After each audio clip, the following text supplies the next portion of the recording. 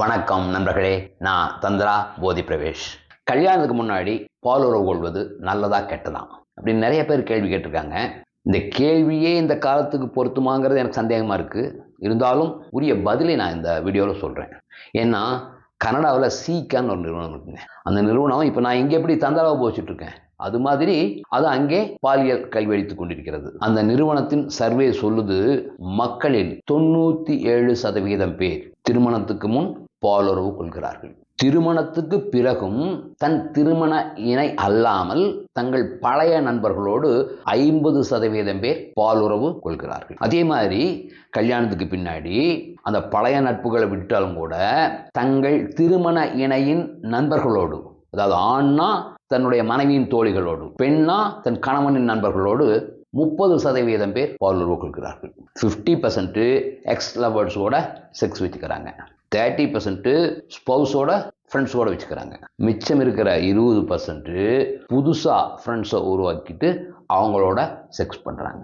ஆக 100% திருமணத்துக்கு பிறகும் திருமண இணை அல்லாதவர்களோடு பாலுறவில் ஈடுபட்டு கொண்டிருக்கிறார்கள். அப்படின்னா இந்த 21ஆம் நூற்றாண்டில் திருமணம் வரை கன்னியாக இருப்பவர்கள் மிகவும் குறைவு. கண்ணின்னு சொன்னோன்னா நீங்க ஒண்ணு பெண்ணை மட்டும் எடுத்துக்காதீங்க, இன் போத் ஜெண்டர். அதாவது கல்யாணம் பண்ணவங்களெல்லாம் நம்ம அன்மேரிட்னு ஈஸியாக சொல்லிட்டு போயிடுறோம். அன்மேரிட்லேயே ரெண்டு பிரிவுகள் இருக்கு. ஒன்று அன்மேரிடு, இன்னொன்று ஸ்பின்ஸ்டர். அன்மேரிடுங்கிறவங்க கல்யாணம் தான் பண்ணிக்கல, ஆனா அதெல்லாம் நடந்துட்டு இருக்கும். ஸ்பின்ஸ்டர்னா கன்னின்னு அர்த்தம். அது இதுவரை பாலுறவே கொள்ளாத பெண் தான் ஸ்பின்ஸ்டர். அதே மாதிரி ஆண்கள்ல அன்மேரிடுனா கல்யாணம் இல்ல, மற்றபடி எல்லாம் பண்ணிட்டு இருக்கான்னு அர்த்தம். ஆனா பேச்சலர்னா பெண்ணை தொடாதவன், சுயன்பத்தோடு அவனுடைய வாழ்க்கையை ஓட்டிட்டு இருக்கான்னு அர்த்தம். அந்த மாதிரி இன்னைக்கு ஸ்பின்ஸ்டராகவும் பேச்சலராகவும் இருக்கிறவங்க ரொம்ப குறைவா இருக்காங்க. கன்னித்தன்மைங்கிறதே மக்கள் கவலைப்பட தேவையற்ற ஒரு அற்பமான விஷயமாக இப்போ மாறிடுச்சு. 1-2 குழந்தை இருக்கிறது கூட கல்யாணத்துக்கு ஒரு பெரிய தடையா இல்லைங்க. பானம் மட்டும் இருந்ததுன்னு வைங்க, மடியில குழந்தை உட்கார வச்சு தாலி கட்டிக்கலாம். இதெல்லாம் அந்த நிறுவன ஆய்வின் முடிவுகள். அப்படின்னா திருமணம் செய்து கொள்ளும் போது கன்னித்தன்மையோடு பெண்கள் இருப்பது என்பது மேற்கத்திய நாடுகளில் கேள்விப்படாத ஒரு விஷயம். உதாரணமாக அங்கே 15 வயசு 16 வயசு ஆயிட்டாலே அவங்க குழந்தைய டேட்டிங் போகணும். டேட்டிங் போகுதுன்னு வைங்க, அவங்க பெற்றோர், குறிப்பாக அவங்க அம்மா, அந்த குழந்தைய ஏதோ ஒரு சைக்காலஜிஸ்டோ கூட்டிகிட்டு போவாங்க. கூட்டிகிட்டு போய் டாக்டர் என் குழந்தைக்கு 16 வயசு ஆச்சு, இன்னும் ஒருத்தவர் கூட கூட்டிகிட்டு போக மாட்டேங்குது, என்னன்னு தெரியல டாக்டர், கொஞ்சம் ட்ரீட்மெண்ட் கொடுங்கன்னு சொல்லுவாங்க. ஏன்னா அவங்க இயற்கையோடு ஒத்து போகிறாங்களாம். அந்த மாதிரியான கலாச்சாரம் அங்கே உருவாயிருச்சு. இப்போ இந்தியாவிலேயே என்னங்க நடக்குது? ஸ்கூல் லெவலே லவ் நடக்குது இல்லையா? அது தப்பா கிடையாது, பப்பி லவ். அட்லீஸ்ட் ஸ்கூலில் நடக்குதுன்னா எப்படின்னா, சும்மா அந்த லவ்வர்ஸ் கடையில் இப்படி நுனிவரல் பட்ட போது 2 தடவை செக்ஸ் மாதிரி இருக்கும். அதை நினைச்சிட்டே 6 மாதம் வண்டி ஓட்டிடுவாங்க அவங்க. அந்த மாதிரி. பட் ஆனால் இயல்பாக நடக்குது இல்லை, சொல்கிறாங்கல்ல, பல பெண்கள் டிவியில் சொல்கிறத நான் பார்த்துருக்கேன். இன்னைக்கு பள்ளி மாணவர்களும் மாணவிகளும் காதலிப்பது ஒரு பெரிய விஷயம் கிடையாது. காதலிக்காம இருந்தா தான், ஏன்பா இன்னும் நீ காதலிக்காம இருக்கிற, ஏண்டி இன்னும் நீ காதலிக்காம இருக்க அப்படின்னு குழந்தைங்க கேட்கணுமாமா அப்படின்னு சொல்றாங்க. நிறைய பெண்கள் இப்படி சொல்றாங்க. இருந்தாலும் பாலுறவுண்டு வரும்போது அவங்க வெளிப்படையா பேச தயங்குறாங்க. அதாவது தங்களை பெரிய புரட்சியாளர்களாக, இன்னும் பெரியாரிஸ்டா கூட தங்களை காட்டிக் கொள்கிற பெண்கள் கூட sex is the part of life தான் சொல்றாங்க. Life is the part of sex சொல்றது இல்லை, சொல்ல தயங்குகிறார்கள். இதுக்கு காரணம் இந்தியாவில் இருக்கக்கூடிய பெண்களுக்கு கொஞ்சம் மரபணு அச்சம் அதிகமா இருக்கு. தந்திராவுக்கு சொல்றோம்ல, காட்டு மிராண்டிகளாக மக்கள் வாழ்ந்து கொண்டிருந்த போது அவர்கள் பாலிகமிஸ்டா இருந்தாங்க. யார் வேணாலும் யார் கூட வேணாலும் போய்க்கிற மாதிரி பலதார வாழ்க்கையை தான் வாழ்ந்து கொண்டிருந்தார்கள். விலங்குகள் மாதிரி தான் வாழ்ந்துட்டு இருந்தாங்க. அப்படி இருக்கும்போது திருமணங்கிறது ஒரு அமைப்பை அவங்க முன்னோர்கள் கண்டுபிடிச்சாங்க. கண்டுபிடித்த பொழுது ஒரு தார வாழ்க்கைக்குள் பெண்களை கொண்டு வர முடியவில்லை. அவ்வாறு கொண்டு வருவதற்காக அவர்கள் பெண்களை கொடூரமாக சித்திரவதை செய்தார்கள். தெளிவா தந்திரவகுப்புல விளக்கமா சொல்றேன்ல, அந்த சித்திரவதைகள் காரணமாக இன்னைக்கும் இந்திய பெண்களின் மரபணுவில் அந்த அச்சம் இருக்கிறது. அதனால செக்ஸை பத்தி வெளிப்படையாக கருத்து தெரிவிக்க இந்திய பெண்கள் தயங்குகிறார்கள். வாயில தயங்கினாலும் இந்தியாவில் இப்போ மேற்கத்திய கலாச்சாரம் தான் வேகமாக பரவிக்கொண்டிருக்கிறது. ஆகவே ஒவ்வொருவருக்கும் ஒரு கடந்த காலம் இருக்கக்கூடும். நான் மீண்டும் சொல்றேன், அந்த ஸ்கூல் பப்பிலவு கிடையாது, அதை சொல்ல.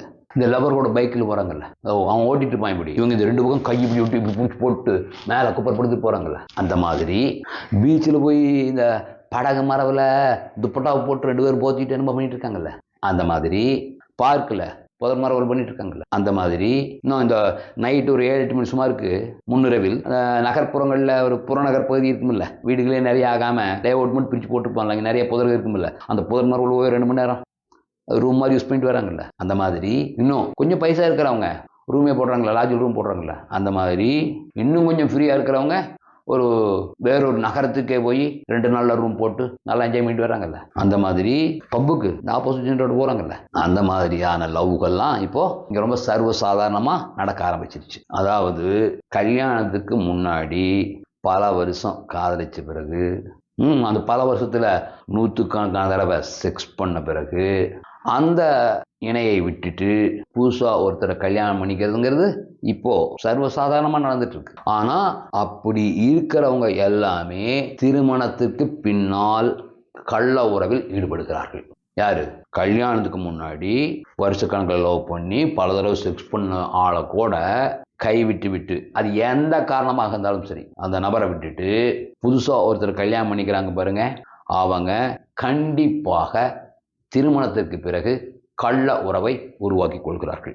ஏன்னா முதல் ஒருத்தர் கூட பழகி செக்ஸ் பண்ணவங்க மேலேயே அன்பும் பாசமும் அவங்களுக்கே உண்மையாக இருக்க முடியல, விசுவாசமாக இருக்க முடியலைங்கிற சூழலில் இந்த 2ஆவதாக வந்தவங்க மேலே மட்டும் என்ன பெரிய அன்பும் பாசமும் வந்துடும், விசுவாசமாக இருந்துருவாங்க, இருக்க முடியாது.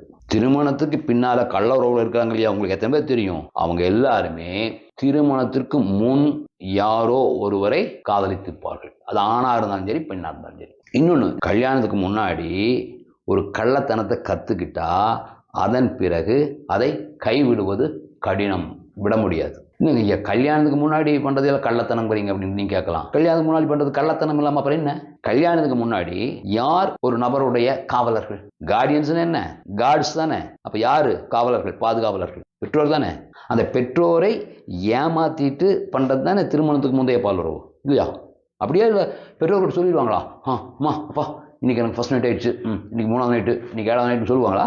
திருட்டுத்தனமாக பண்ணுறது தானே. வீட்டில் ஏன் லேட்டுன்னு கூட எனக்கு ஸ்பெஷல் கிளாஸ் இருந்தது, இல்லை ஆஃபீஸில் வேலை நிறையா இருந்தது, இப்படி ஏமாற்றி பண்ணுறது தானே திருமணம் முந்தைய பாலுறவு இல்லையா? அதாவது பெற்றோரின் கண்களில் மண்ணை தூவிவிட்டு செய்கிற செயல்தான் திருமணத்துக்கு முந்தைய பாலுறவு. கண்ணில் மண்ணை தூவினாலே அது கள்ளத்தனம். அப்போது அந்த செயல் கள்ளத்தனமான செயல்.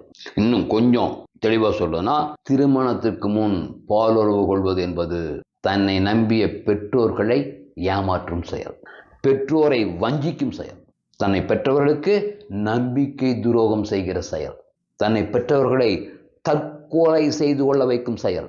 உதாரணம், தர்மபுரி திவ்யா இளவரசன். திவ்யாவோட அப்பா சூசைட் பண்ணிட்டாரா இல்லையா?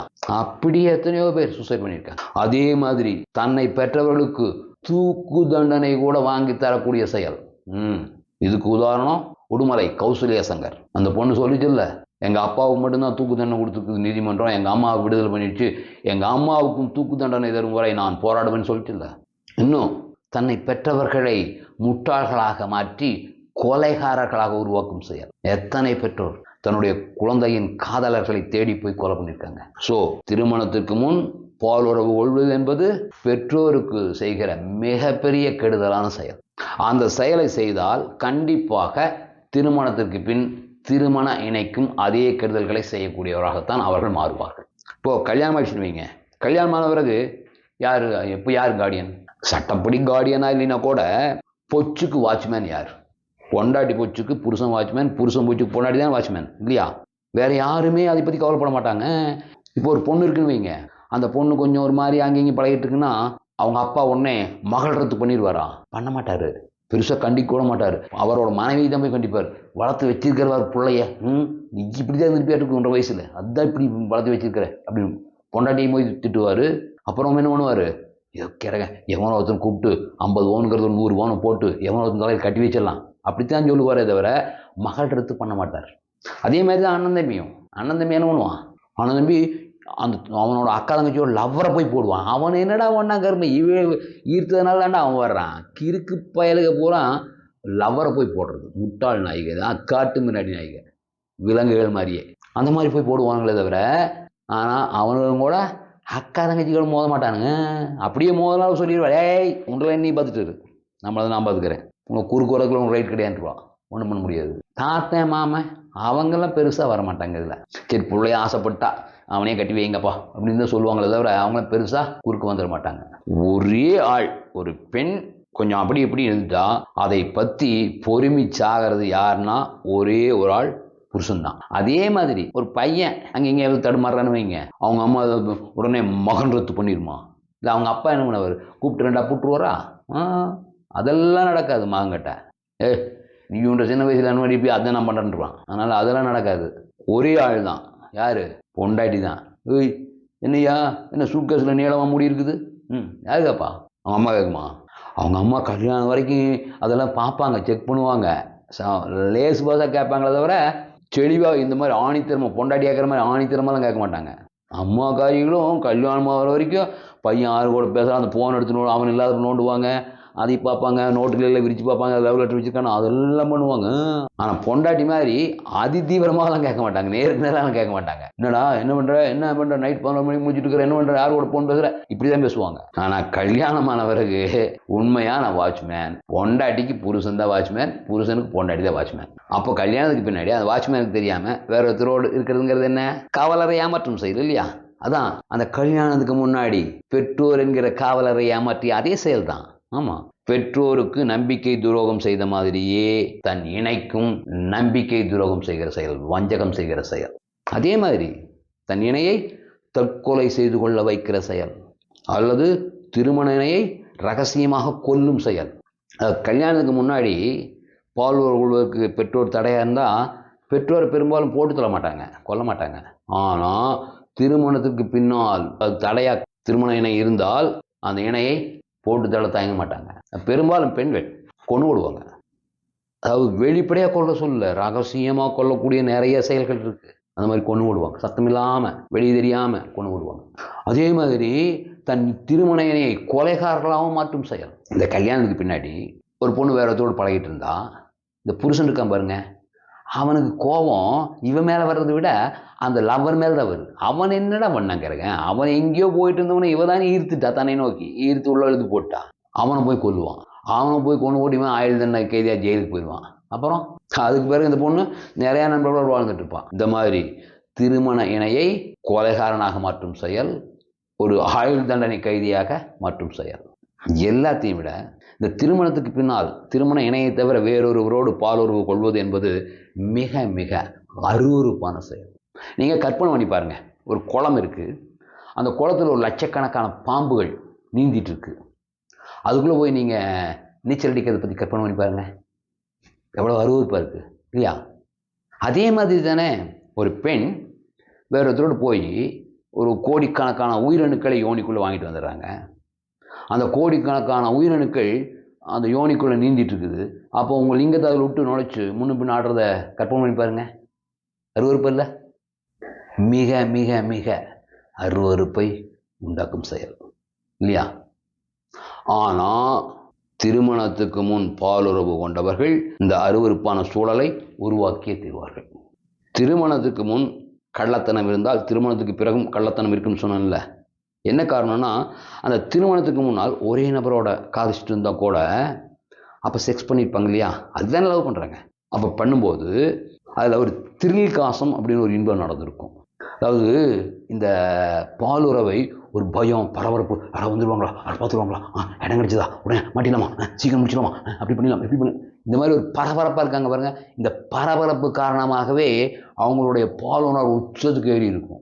அப்போ ஒரு சின்ன வாய்ப்பு கிடைச்சா கூட பாலுறவு ஈடுபடும்போது அவங்களுக்கு உச்சக்கட்ட இன்பங்கள் ஈஸியாக நடந்துடும். அதுதான் திரில் காசங்கிறது. திரில் காசங்கிறது முன் விளையாட்டுக்கெல்லாம் விளையாடாமையே மனசுலேயே அந்த பயம் பரபரப்பு காரணமாகவே அதே உருவாக்கி உச்ச நிலை கொண்டு வந்து நிறுத்திடும். சும்மா இப்படி கொஞ்ச நேரம் செக்ஸ் பண்ண போதும் ஒரு ஆர்காசம் நடந்துடும். அதுதான் திரில் காசம். அந்த திரில் காசம் சட்டபூர்வ உறவு நடக்காது, அங்கே பயம் இல்லை, பரபரப்பு இல்லையே இல்லையா? அதாவது திருட்டு மாங்காயோட ருசியே தனிதானே. அதனால் அதை ருசி பார்த்தவர்கள் மீண்டும் அதை ருசிக்க விரும்புவார்கள். ஒரு பரபரப்பா பயம் நிறைந்த சூழலில் யாருக்கும் தெரியாமல் பாலுறவு கொள்ள விரும்புவார்கள். அதற்காக அவர்கள் கண்டிப்பாக அந்த பழைய நண்பர்களே இல்லைனாலும் புதுசாக கள்ள உறவை துவக்கி விடுவார்கள். ஸோ தெளிவாக சொல்கிறேங்க, if there was a premarital affair then the extra marital affair will be there because experience will not be ideal. அனுபவம் சும்மா இருக்காது. இன்னும் நிறைய பழமொழி இருக்கு இல்லைங்களா, ஓல்டு ஹேபிட்ஸ் டை ஹார்ட், உளறிய வாயும் டேஷ் டேஷ் சும்மா இருக்காது, அரிசி தின்ன வாயும் டேஷ் டேஷ் டேஷ் சும்மா இருக்காது. இந்த டேஷுகளுக்கெல்லாம் என்ன வார்த்தைகள் வரும்போது கிராமத்தில் இருக்கவங்க போய் கேளுங்க, தெளிவாக சொல்லுவாங்க. அதனால் கல்யாணத்துக்கு முன்னால் பெற்றோராகிவிடக்கூடிய ஒரு அபாயமிக்க சூழலிலேயே தன்னை கட்டுப்படுத்த முடியாத ஒரு நபர் கல்யாணம் பண்ணி குழந்தையே உருவானாலும் பரவாயில்லைங்கிற சூழல்ல, அல்லது கருத்தடை அறுவை சிகிச்சையெல்லாம் செஞ்சுட்டு குழந்தையே உருவாகாதுங்கிற உறுதியான சூழல் இருக்கும்போது சரி, எப்படி தன்னை கட்டுப்படுத்தி கொள்ள முடியும்? முடியாது. அதனால் கல்யாணம் வரைக்கும் ஒரு நபர் கன்னித்தன்மையோடு இருப்பது என்பது கல்யாணத்துக்கு பிறகு அந்த நபர் தன் இணைக்கு விசுவாசமாக இருப்பார் என்பதற்கான அடையாளம். நீங்கள் பார்த்துருப்பீங்க, கல்யாணத்துக்கு பின்னாடி ஒரு சிலர் பல கூட்டாளிகளை வச்சுட்டு இருக்காங்க இல்லையா, பார்த்துருக்கீங்கல்ல? அவங்கெல்லாம் கல்யாணத்துக்கு முன்னாடி குழுப்புணர்ச்சியை அனுபவித்தவர்கள். குழுப்புணர்ச்சின்னா என்ன சொல்கிறாங்கல்ல, 3சம் 4சம்னு சொல்கிறாங்கல்ல, அப்படின்னு என்ன அர்த்தம்? ஒரு நபர் எதிர்பாலினத்தை சேர்ந்த 2-3 பேருடன் ஏக காலத்தில் பாலுறவு கொள்வது தான் 3சம் 4சம்ங்கிறது. 3சம்னா எதிர்பாலினத்தை சேர்ந்த இருவரோடு ஏக காலத்தில் கொள்வது, 4சம்னா எதிர்பாலினத்தை சேர்ந்த 3 பேரோடு ஏக காலத்தில் பாலுறவு கொள்வது. இந்த மாதிரி இதெல்லாம் சர்வசாதாரணமாக இப்போ நடந்துகிட்ருக்கு. 2 நண்பர்களும் அவர்கள் தோழியொருத்தியும் பப்புக்கு போய்விட்டு வந்தபோது அவர்கள் கார் விபத்துக்கு ஆளாயிட்டுன்னு சொல்கிறாங்க. அல்லது 3 நண்பர்கள் தங்கள் தோழியுடன் பப்புக்கு போய் தண்ணி அடிச்சுட்டு வரும்போது அவர்கள் கார் அதிவேகமாக ஓட்டி இரவில் விபத்துக்கு ஆளாயிட்டுன்னு சொல்கிறாங்கல்ல, அதெல்லாம் தான். இந்த 3சம் 4சம்ல பெரும்பாலும் ஒரு ஆண் 2 பெண்கள், ஒரு ஆண் 3 பெண்கள் அப்படிங்கிறது ரொம்ப ரேருங்க. ஏன்னா அது ஆண்களால் முடியாது. இப்போது 2 பெண் இருக்காங்கன்னு வச்சுக்கோங்க, ஒரு ஆண் அவன் என்ன எப்படி செய்ய முடியும்? இப்போது இந்த ஒரு பெண்ணோடு செய்கிறான்னு வச்சுக்கோங்க, ஒரு பெண்ணோடு செய்கிறான், இன்னொரு பெண்ணோட ஏதாவது விளையாண்டு இருந்தால் கூட கையில் அதுலேயும் அவனுக்கு அது முடிஞ்ச உடனே அவனுடைய இந்திரியம் வெளியேறணுன்னு அவனுக்கு வந்து ஆஃப் ஆயிரும், அவனுக்கு அந்த ஆர்வமும் குறைஞ்சிரும். ஒன்று. ரெண்டாவது, இங்கே ஃபிசிக்கலாக ஒர்க் நடக்காதில்ல, உடனடியாக விரைப்படையாதில்ல. இல்லை இந்த இன்னொருத்தி போட்டு சப்பி கிப்பி எழுப்பியே விட்டால் கூட அவன் அவளை செய்கிறான்னு வைங்க, மறுபடியும் 3ஆவது தடவை இங்கே வர முடியுமா? முடியாது. என்னமாவது பண்ணி மீண்டும் மீண்டும் விரைப்படைய செய்தால் கூட ஒரு 4 தடவை 2 பேர்த்துக்கிட்ட 2 தடவை போயிட்டு வரதுக்குள்ளேயே கீழே வலி எடுத்துடும். அதெல்லாம் அந்த மாதிரி போனவங்களுக்கு கேட்டு பாருங்க, வலி தாங்க முடியாது. அந்த குண்டு இருக்குல்ல கிளாண்ட், அது வலிக்கும், பயங்கரமாக வலிக்கும். சரி, அது வலிக்குதுன்ட்டு நாக்கு யூஸ் பண்ணுறான்னு வைங்க, 2 பேர்த்துக்கிட்ட மாறி மாறி யூஸ் பண்ண என்ன ஆகும்? நாக்கு உறிஞ்சு போகும். அப்புறம் ஸோ அது ரொம்ப ரேர். ஒரு ஆண் 2 பெண்கள், ஒரு ஆண் 3 பெண்கள்ங்கிறது ரொம்ப ரேர். ஆனால் ஒரு பெண் 2 ஆண்கள், ஒரு பெண் 3 ஆண்கள், இது ரொம்ப சர்வசாதாரணங்க. இதை பெண்களாலும் எளிதாக எதிர்கொள்ள முடியும். வச்சுக்கோங்க, ஒரு பெண் 3 ஆண் வச்சுக்கோங்க, ஒருத்தன் மூஞ்சில் மொத்தம் கொடுத்துட்டு இருக்கிறான், ஒருத்தன் பால் குடிச்சிட்டு இருக்கிறான், ஒருத்தன் கீழே செஞ்சுட்டு இருக்கிறான். ஏக காலத்தில் இந்த இன்பத்தை ஒரு பெண் அனுபவித்து விட்டால் அதன் பிறகு அந்த பெண்ணால் ஒரு நபரோடு மட்டும் எப்படிங்க வாழ முடியும்? ரொம்ப கஷ்டம். அந்த மாதிரி பாலுறவு கொள்ளும்போது கிடைக்கக்கூடிய சுகம் அந்த ஒற்றை நபரோடு பாலுறவு கொண்டு கிடைக்காது. நீங்கள் புரிஞ்சுக்கோங்க. உடனே நீங்கள் கிடைக்காதுன்னு சொல்லி தந்திராவுக்கு வந்தவராக இருந்தால் நீங்கள் அதையே எடுத்துக்காதீங்க. தந்திரா கற்றவர்கள் என்பது வேறு. ஒரு தந்திரா கற்ற ஆண் என்பவன் பல ஆண்களுக்கு சமமானவன், சரியா? ஏன்னா பாலியல் அறிவுடையவன். ஆனால் பாலியல் அறிவற்ற ஒரு கணவனால் இந்த மாதிரி குழுப்புணர்ச்சியில் ஈடுபட்ட பெண்ணெல்லாம் மனைவியாக வாய்த்து விட்டால் அவளுடைய பாலியல் தேவையை ஒருபோதும் பூர்த்தி செய்ய முடியவே முடியாது. தந்திரா வழியில் தாம்பத்திய வாழ்க்கை. கணவன் மனைவி ஆகிய இருவரையும் இணைத்து பிடித்திருக்கின்ற தாம்பத்தியம் சார்ந்த அறிவை வளர்த்து கொண்டு வாழ கிடைத்த இல்லற வாழ்வை இன்புற நீண்ட காலம் நிம்மதியாக வாழ விரும்பினால் வெறும் இந்த குழுப்புணர்ச்சியின் போது கிடைக்கக்கூடிய இன்பம் அலாதியானது. பெண்ணை பேரின்பத்தில் துடிக்க செய்வது. இந்த விஸ்வரூபம் படத்தில் கமலஹாசன் போவார்ல, போய் ஒரு பொண்ணை இப்படி கட்டி போட்டு அவர் போய் ஜன்னல் எங்கே உட்காந்து வேவு பார்த்துட்டு இருப்பார்ல, அப்போ அந்த பொண்ணு அப்படின்ட்டு இருப்பாங்கல்ல, அந்த மாதிரி நிஜமாவே ஒரு பெண்ணை துடிக்க செய்ய முடியும். ஆனால் அது பாலியல் அறிவற்ற ஒரு ஆடவனால் ஒருபோதும் முடியாது. தந்திரா கட்டும்தான் முடியும். அந்த இன்பங்களை பாலியல் அறிவற்ற ஒரு சராசரி ஆனால் ஒருபோதும் வழங்க முடியாது. அதனால திருமணத்திற்கு முன்பு தன்னை இன்பத்தில் துடிக்க செய்த, கண்களை அப்படியே செருக செய்த, கிறங்கடித்த அந்த இன்பங்களை மீண்டும் மீண்டும் அனுபவிக்க கணவனுக்கு தெரியாமல் குழுப்புணர்ச்சியில் ஈடுபடத்தான் செய்வார்கள். இது எத்தகைய காவல் இருந்தாலும் இதையெல்லாம் தடுத்து விட முடியாது. இதே மாதிரி தான் திருமணத்துக்கு முன்பு குழுப்புணர்ச்சி ஈடுபட்ட ஆண்கள் இருக்காங்கல்ல, அதாவது ஆண்கள்னா ஒரு பெண் 2 ஆண் 3 ஆண் அப்படின்னு போயிட்டு வந்திருக்காங்கல்ல, அவங்க அதே மாதிரி குழுப்புணர்ச்சியில் ஈடுபட விரும்புவார்கள். ஏன்னா அவங்கள பொறுத்த வரைக்கும் ஒரு பெண்ணை கிறங்கடிச்சு பார்க்கணும், துடிக்க செஞ்சு பார்க்கணும் அப்படிங்கிறது ஒரே நோக்கமாக இருக்கும். அது பொண்டாட்டிகள் நடக்காது இல்லையா? அதனால் என்ன பண்ணுவானுங்க, இந்த பழைய ஆளே இருக்கல அவளையே வர சொல்லுவாங்க. அது புதுசாக கூட உருவாக்கிக்குவாங்க. உருவாக்கிட்டு 2-3 ஃப்ரெண்ட்ஸ் சேர்ந்துட்டு அதை பண்ணிவிட்டு அதை என்ஜாய் பண்ணிட்டு இருப்பாங்க. ஸோ குழுப்புணர்ச்சி சுகத்தை திருமணத்திற்கு முன்பே அனுபவித்தவர்கள் திருமணத்துக்கு பின்னாடி அவங்க இணை எவ்வளவுதான் நல்லவராக இருந்தாலும், எவ்வளவுதான் வல்லவராக இருந்தாலும், எவ்வளவுதான் காவல்காரராக இருந்தாலும், எந்த மாதிரி காவல் போட்டிருந்தாலும் அவர்கள் மேலும் குழுப்புணர்ச்சியில் ஈடுபட்டு கொண்டு தான் இருப்பார்கள். அது 40 வயசு வரைக்கும் அப்படித்தான் இருப்பாங்க. மீட்கவே வழி இல்லையான்னு கேட்காதீங்க, மீட்கிறத வழி இருக்குது. தந்திரா இருக்குல்ல, தந்திராவை கற்றுக்கொள்வது என்பது பெண்ணின் விரகதாபத்தை முழுமையாக தணிக்கக்கூடியது இல்லையா? விரகதாபம் தான் இதெல்லாம்.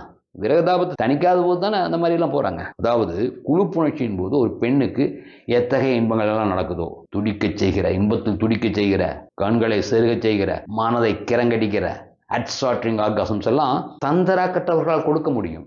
அதுதானே வேணும். அது கொடுத்துட்டு அப்புறம் இதுக்கு அவங்க தேடி போகிறாங்க. ஸோ தந்திரா கற்ற ஆண்களால் முடியும். நான் சொல்கிறதெல்லாம் இது வந்து சராசரி ஆண்களை பற்றி தான் நான் இதில் பேசிகிட்டு இருக்கேன். தந்திரா வழியில் தாம்பத்திய வாழ்க்கை. கணவன் மனைவி ஆகிய இருவரையும் இணைத்து பிடித்திருக்கின்ற தாம்பத்தியம் சார்ந்த அறிவை வளர்த்து கொண்டு வாழ கிடைத்த இல்லற வாழ்வை இன்புற நீண்ட காலம் நிம்மதியாக வாழ விரும்பினால் சராசரி ஆண்களால் ஒருபோதும் அந்த பெண்ணை பாலியல் ரீதியாக திருப்திப்படுத்த முடியவே முடியாது. அதனால் அந்த பெண்கள் வெளியில் போகத்தான் செய்வாங்க. அதனால் கண்டிப்பாக குடும்ப நிம்மதி அழிஞ்சு தான் போகும். அதுலேருந்து சந்தேகம் வேண்டாம். கணவன் கொல்லப்படலாம், அந்த பெண்ணே கூட கொல்லப்படலாமா? கூட்டிகிட்டு போகிறாங்கல்ல, 3 பேர் 4 பேர் கூட்டிகிட்டு போகிறாங்க, என்ன வேணால் நடக்கலாம். நிறைய தண்ணி போட்டு அவனை வந்து கழுத்து பிடிச்சிட்டான்னு வச்சுக்கோங்க, இல்லை ஒரே நேரத்தில் 4 பேர் துன்புறுத்தினான்னு வச்சுக்கோங்க, அதில் கூட செத்து போகலாம். இன்னும் அந்த குழுக்கள் ஆண்களுக்குள்ளேயே போட்டி போகாமல் வரும். ஆமாம், அந்த போட்டி போகாமனால அவனுங்களே ஒருத்தருக்கு போட்டுக்கலாம், எவனை செத்து போகலாம். அப்போ என்ன ஆகும்?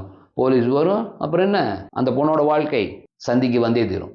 சமூகத்தில் சட்டம் ஒழுங்கு கெடுமா இல்லையா? அது பாருங்கள், ஒரு பெண் குழுப்புணர்ச்சியில் ஈடுபடும் பொழுது அந்த குழுவில் உள்ள ஆண்களுக்கிடையே பிரச்சனை ஏற்பட்டு, பொறாமை ஏற்பட்டு, ஒருத்தனுக்கு கொண்டுக்கிறான்னு வைங்க, கொன்னவன் குடும்பம் போச்சா, இந்த கொலை பண்ணான்ல அவன் ஜெயிலுக்கு போயிடுவான், அவன் குடும்பம் போச்சா, இவன் இருக்கிறான்ல இந்த புருஷன், இவன் நீ அவளோட வாழ முடியும் இல்லையா? இவன் குடும்பம் போச்சா, எத்தனை பேருக்கு குடும்பம் போச்சு. ஸோ சமூக ஒழுங்கு, சட்ட ஒழுங்கு கெடுமை கிடையாதா? சட்டம் ஒழுங்கு கெடும். கோர்ட்டு ஜெயிலை நோக்கி அத்தவர்களுடைய வாழ்க்கை நகர்ந்தே தீரும். இந்த மாதிரியெல்லாம் சட்டம் ஒழுங்கு கெட்டு போகணும்னா திருமணங்கிற அமைப்பையே நம்முடைய முன்னோர்கள் கண்டுபிடிச்சாங்க. அதாவது ஒரு ஆணுக்கும் சரி பெண்ணுக்கும் சரி சாகர வரைக்கும் பால் இன்பங்கள் வேணும். அதுக்காக அவங்க எதை வேணாலும் செய்வாங்க. கொஞ்சலும் குலாவலும் சரசமும் சல்லாபங்களும் கண்டிப்பாக 2 பாலினத்தின் உடலுக்கும் தேவை. இதை உணர்ந்து தான் ஒரு ஆணையும் பெண்ணையும் ஒன்றா வாழ வச்சாங்க. அதாவது ஒரு ஆணும் பெண்ணும் ஒன்றாக வாழவும் எதிர்பாலினத்தால் மட்டுமே கொடுக்க முடிந்த அன்பையும் மகிழ்ச்சியையும் பால் இன்பங்களையும் கூச்சமின்றி அச்சமின்றி சுதந்திரமாக ஒருவருக்கு மற்றவர் வழங்கி கொள்ளவும் உருவாக்கப்பட்ட ஒரு சட்டபூர்வமான ஏற்பாடு தான் திருமணம். அந்த ஏற்பாடு தான் சட்டபூர்வமான குழந்தைகளை உருவாக்கவும், அந்த குழந்தைகளின் வளர்ப்புக்கு பொறுப்பேற்கவும், சட்ட ஒழுங்கு மற்றும் சமூக சீர்கேட்டிலிருந்து சமூகத்தை பாதுகாக்கவும் உதவும் அப்படின்னு தெரிஞ்சு தான் நம் முன்னோர்கள் திருமணத்தை உருவாக்கினார்கள். ஸோ அமைதியான சமூகத்தை நிறுவுவதற்கான முதன்மை காரணியாக இருப்பது திருமணம் தான். ஒரு ஆண் தன் உடல் ஆசைகளை தீர்த்து கொள்வதற்காக மட்டும் எந்த ஒரு பெண்ணையும் பயன்படுத்தி கொள்ளக்கூடாது. அதே மாதிரி தான் ஒரு பெண் தன்னுடைய உடல் ஆசைகளை மட்டும் பூர்த்தி செய்து கொள்வதற்காக மட்டும் எந்த ஒரு ஆணையும் பயன்படுத்தி கொள்ளக்கூடாது. ஏன்னா உடலுறவு என்பது 2 சதைகளின் இணைப்பு மட்டும் அல்ல. அது குழந்தைகளை உருவாக்கிடும். இல்லை குழந்தைகளே உருவாக்காதுங்க, நாங்களாம் ஆப்ரேஷன் பண்ணிட்டோன்னு சொல்லலாம். அப்போது அன்பை உருவாக்கிடும். பாசத்தை உருவாக்கிடும். பிரிய முடியாத அளவுக்கு ஒரு பாண்டேஜ் உருவாக்கிடும். அப்போ என்ன ஆகும்? அப்போ குடும்பங்களுமே கிடையாதா? அப்போது மோதல் வருமா வராதா? அந்த சட்டபூர்வமான திருமணம் இணைக்கும் அந்த யாரோட பிரியவே முடியாத அன்பு உருவாயிருச்சோ அவருக்கு இடையில ஒரு மோதல் வருமா வராதா? உடைமையான மோதல் வரும் இல்லை? மோதல் வந்தால் அடிதடியாகும், கொலையில் முடியும். சட்ட ஒழுங்கு கெடுதா இல்லையா? ஏதோ தனிநபருடைய ஒழுக்கக்கேடு என்பது தனிநபர் மட்டுமே சார்ந்தது அல்ல. அந்த ஒரு தனிநபருடைய ஒழுக்கக்கேட்டால் சமூகத்தில் மிகப்பெரிய பிரச்சனைகள் உருவாகுது. உதாரணமாக பார்த்துக்கோங்க, அந்த தருமபுரியில் அந்த திவ்ய இளவரசன் சம்பவம் நடந்தப்போ எத்தனை வீடுகளுக்கு தீ வச்சு கொளுத்துனாங்க. அது தனிநபர் பிரச்சனையா? ஒரு தனிநபர் பிரச்சனையால் ஒரு மாவட்டமே முடங்கி கிடந்ததில்லை. ஸோ பாலியல் விவகாரங்களில் இந்த மாதிரியான மால் ப்ராக்டிஸ் எல்லாம் தனிநபர் பிரச்சனையே கிடையாது. அது நிச்சயமாக ஏதோ ஒரு விதத்தில் சமூகத்தை பாதிக்கிறது. சொல்கிறாங்க இல்லையா, இங்கே ஒரு பட்டாம்பூச்சி ஒன்று பறக்குது இல்லை, அந்த ரெக்கைகள் உருவாக்கும் இல்லையா காற்று, அந்த காற்று கலிஃபோர்னியாவில் புயல் உருவாகுது இல்லை, அது உருவாக்குறதுக்கு காரணமாக இருக்காமா. அந்த மாதிரி எந்த ஒரு தனிநபராக இருந்தாலும் அவருடைய திருமணம் கடந்த உறவுகளால் கண்டிப்பாக சமூகம் ஏதோ ஒரு வகையில் பாதிக்கப்பட்டே தீரும். ஏன்னா இந்த பால் உறவு என்பது பயங்கரமான அன்பு உருவாக்கக்கூடியது. அது உருவாக்குற அன்பை வேற எதுவுமே உருவாக்க முடியாது. வாழ்நாள் முழுவதும் அன்புடனும் பாசத்துடனும் யாருடன் வாழ வேண்டுமோ அந்த நபருடன் மட்டுமே பால் உறவில் ஈடுபடணும். குடும்ப கடமைகள் மற்றும் குழந்தை வளர்ப்பு போன்ற பொறுப்புகளை ஏற்றுக்கொள்கிற நபருடன் மட்டுமே பால் உறவில் ஈடுபட வேண்டும். இது சட்டபூர்வ திருமணத்தின் மூலம் மட்டும்தான் நடக்கும். ஆகவே சட்டபூர்வமான திருமணத்தின் மூலம் மட்டுமே தங்கள் உடல் ஆசைகளை இரு பாலரும் பூர்த்தி செய்து கொள்ள வேண்டும். இது நான் தான் சொல்றேன்னு நினைக்காதீங்க. காட்டுமிராண்டிகளாக இருந்த மனிதர்களை ஒரு பண்பட்ட மனிதர்களாக மாற்ற ஆரம்பிச்சாங்கல்ல, அந்த காலத்திலிருந்து இன்னைய வரைக்கும் இருக்கக்கூடிய எல்லா அறிஞர்களும் கருத்து இதே தான். இப்படி சொல்றதை பார்த்து இது என்ன தனி மனித சுதந்திரத்துக்கு மிகப்பெரிய தடை அப்படின்னு சில கருதலாம். ஆனால் இந்த தடையின் விளைவாகத்தான் ஒரு பாதுகாக்கப்பட்ட அமைதியான சமூகம் உருவாக்கப்படுகிறது.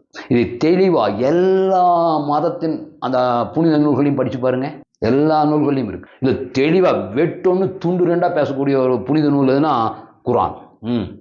குரான் தெளிவா சொல்லுதுங்க. திருமணத்தை குரான் என்னங்குது? நிக்காகுன்னு. நிக்காகுன்னா என்ன தெரியுமா? கோட்டைன்னு அர்த்தம்.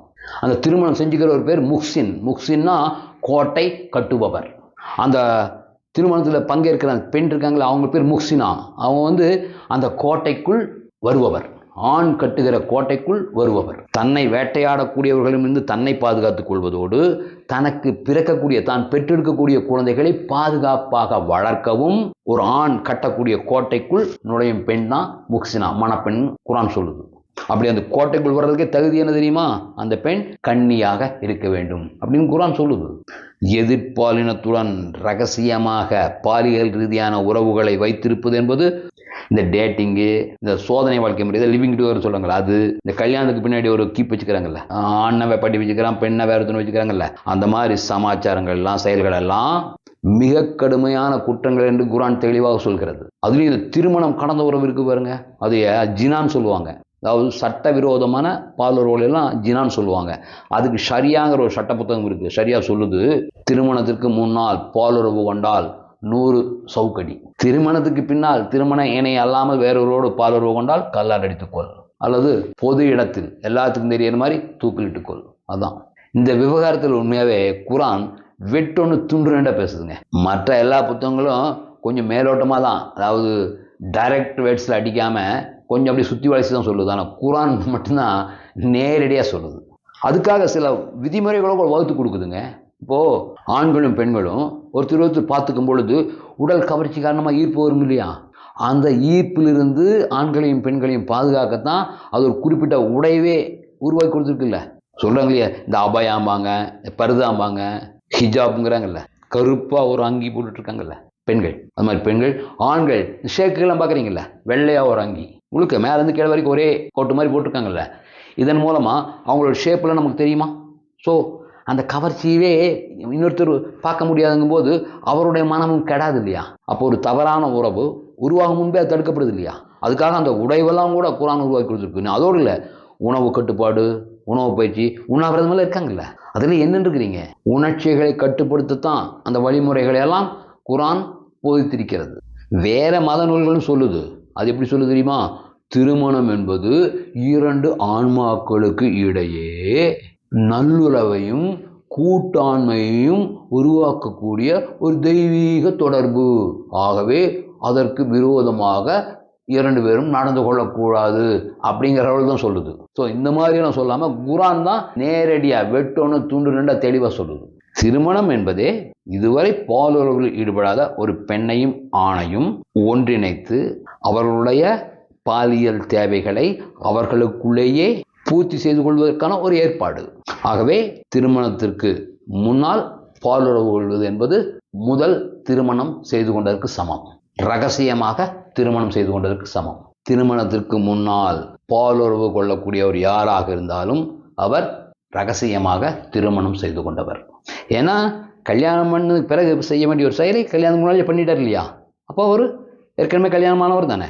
உலகத்துக்கு தெரியாமல் இருக்கலாம், ஆனால் அவருடைய மனசாட்சி தெரியுமில்ல. அப்படிப்பட்டவர்கள் இதுவரைக்கும் திருமணமே செய்து கொள்ளாத, அதாவது கல்யாணத்துக்கு முன்னால் பாலுறவே கொள்ளாத பேச்சலராகவோ அல்லது ஸ்பின்ஸ்டராகவோ இருக்கக்கூடிய நபர்களை திருமணம் செய்து கொள்ளக்கூடாது. கல்யாணம் வரைக்குமே எந்த விதமான பாலியல் நடவடிக்கையிலும் ஈடுபடாத ஸ்பின்ஸ்டர்ஸும் பேச்சலர்ஸும் நிறையா இருக்காங்க. அவங்க தங்களைப் போலவே எந்த விதமான முன் அனுபவம் இல்லாத நபர்களை எதிர்பார்த்து கொண்டிருக்கிறார்கள். அவங்களும் 15 வயசுலேருந்து 30 வயசு வரைக்கும் ஏறக்கூடிய 10-15 வருஷம் ஒரு விரதம் மாதிரி இருந்திருக்கிறாங்க. அவர்களை இந்த மாதிரி ஏற்கனவே ரகசியமாக திருமணம் செய்து கொண்டவர்கள் அவர்களை ஏமாற்றக்கூடாது. அதாவதுங்க கர்மான்னு என்ன? நம்முடைய வினை பயன், நாம் செய்யும் செயலின் விளைவுகள் ஒரு பூமராங் மாதிரி வரும். பூமராங்க தெரியும் இல்லையா?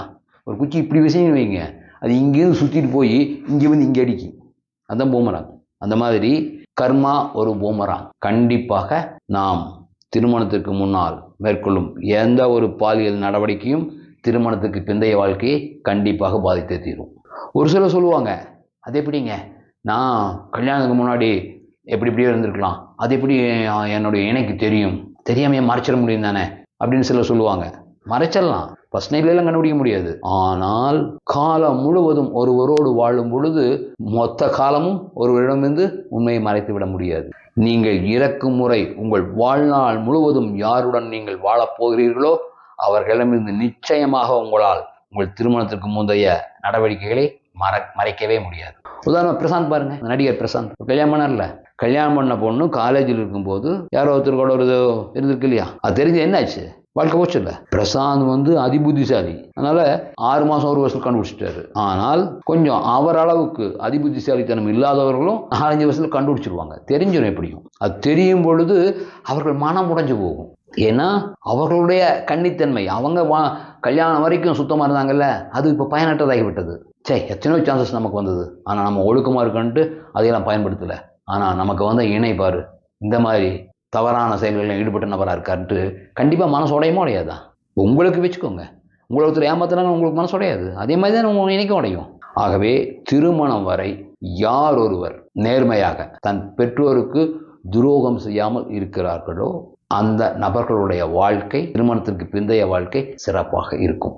பெற்றோருக்கு நேர்மையாகவும் விசுவாசமாகவும் இருந்த குழந்தைகளின் வாழ்க்கை கண்டிப்பாக பின்னாட்களில் நன்றாகத்தான் இருக்கும். அவர்களுடைய நேர்மைக்கும் விசுவாசத்திற்கும் உரிய பரிசு நிச்சயம் கிடைத்தே தீரும். கல்யாணத்துக்கு முன்னால பாலியல் ரீதியாக சுறுசுறுப்பாக இருந்தவர்களை விட எந்த விதமான பாலியல் அனுபவம் இல்லாதவர்களுடைய திருமண வாழ்க்கை தான் சிறப்பாக இருக்கிறது.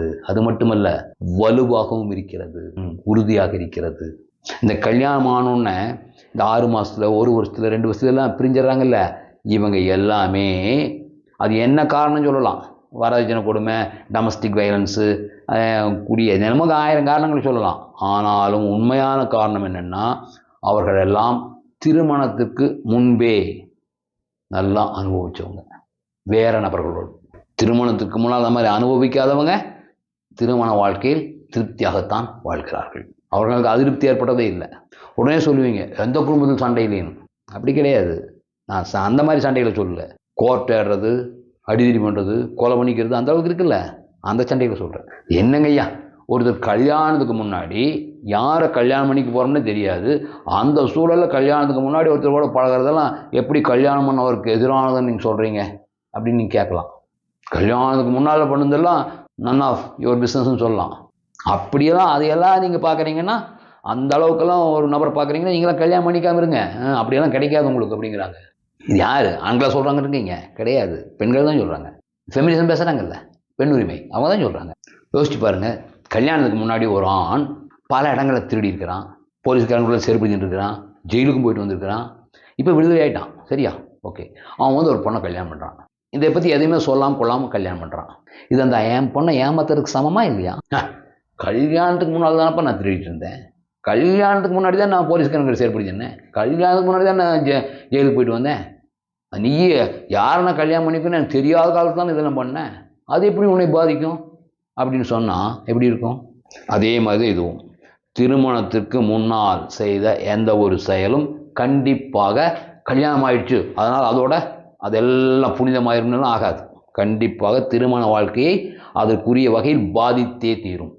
இன்னும் சிலர் சொல்லுவாங்க, ஏங்க கல்யாணத்துக்கு முன்னாடி ஒரு பொண்ணெல்லாம் போய் 4 பேருக்கு ஒரு செக்ஸ் பண்ணிட்டு வர்றது நல்லதுங்க, போய் அந்த யோனிக்குள்ளெல்லாம் லிங்கத்தை விட்டு நல்லா விட்டு அவள் பழக்கிட்டு தானே வர்றா, கணவனுக்கு கஷ்டம் இல்லாமல் எடுத்து வச்சுன்னு எல்லாரும் உள்ள போகிற மாதிரி அவள் எந்த அளவுக்கு பழக்கிட்டு வர்றா, அதுக்கு அந்த மாதிரி கல்யாணத்துக்கு முன்னாடி 4 பேத்துக்குள்ளே போயிட்டு வந்து அந்த பிள்ளைக்கு நன்றி உணர்வோடு இருக்கணும் புருஷன் அப்படின்னு சில சொல்கிறாங்க. ஏங்க இப்படி சொல்கிறதே நியாயமா? எவனோ ஒருத்தன் ஓப்பன் பண்ணுறதை இந்த புருஷன் ஓப்பன் பண்ண மாட்டானா? என்னங்க இது? இதெல்லாம் தடை செய்யப்பட்ட பழத்தை சாப்பிட்ட பெண்கள் கூறக்கூடிய சாக்கு போக்குகள் இதெல்லாம். உண்மையில் ஒரு கன்னி பெண்ணுடன் முதலாக பாலுறவு வந்து சற்று சிரமமான விஷயமே தவிர மிகப்பெரிய சவாலான விஷயமெல்லாம் கிடையாது. மிகப்பெரிய சவாலான விஷயம்னா அது எப்படி எவனோ அந்த கல்யாணம் முன்னாடி பண்ணவங்க அந்த சவால் அதை எப்படி செஞ்சான் இல்லையா? ஸோ இதெல்லாம் ஒரு வகையான மூட நம்பிக்கை. கன்னி பெண்ணுடன் முதலில் செக்ஸ் வைத்துக் கொள்வது ஒரு ஆணுக்கு மிகவும் சவாலான விஷயம் அப்படிங்கிறதெல்லாம் ஒரு பயங்கரமான மூட நம்பிக்கை. தந்தால் சொல்லித்தரணும்ல, நீங்கள் என்ன செஞ்சால் அந்த பகுதி தளர்வாகும், யோனிக்குள் இன்பத்தேன் சுரக்கும், நீங்கள் லிங்கத்தை வைத்தால் தானாக வலிக்கு கொண்டு போகும், மேலும் அந்த கன்னித்திரையை எப்படியெல்லாம் கிழிப்படும் சொல்லித்தரல. ஸோ அது ஒரு பெரிய சவாலான விஷயமெல்லாம் கிடையாது. ஆனால் சவாலான விஷயமா சொல்கிறாங்க, அதெல்லாம் ஒரு மித்து. திருமணத்திற்கு முன்னால் பாலுறவு கொண்டதற்காக சொல்லப்படும் காரணங்கள் அனைத்துமே சாக்கு போக்குகளே. ஆகவே திருமணத்திற்கு பிறகு திருமணம் கடந்த உறவில் ஈடுபடுவது தவறு என்றால், திருமணத்திற்கு முன்பும் தன் திருமண இணை யார் என்றே தெரியாத நிலையிலும் திருமணத்திற்கு முன் பாலுறவு கொள்வதும் தவறான செயலே.